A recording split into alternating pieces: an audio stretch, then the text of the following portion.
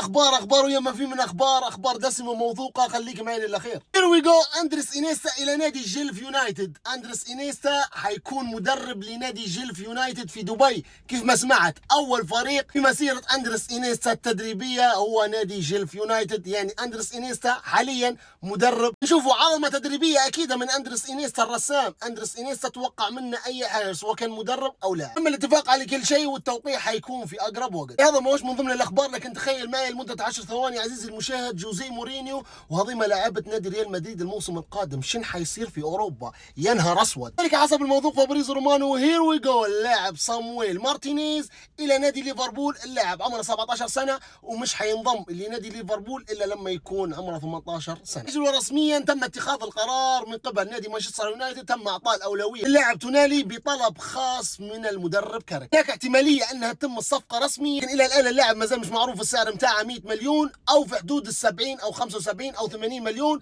زائد اضافات، يعني بنسبه 90% تونالي لاعب لنادي مانشستر يونايتد. اجل حسب الاخبار المسربه تقول ان نادي ريال مدريد على وشك التحرك لضم لاعب خط وسط نادي تشيلسي انزو فرنانديز. هناك احتماليه كبيره ان مباراته ضد ساندرلاند الاسبوع المقبل هي اخر مباراه مع نادي تشيلسي. يا رب العالمين تتم الصفقه، لان انزو فرنانديز من طراز رفيع. اجل رسميا كارك تم التوقيع مع نادي مانشستر يونايتد بعقد مدة عامين. يربح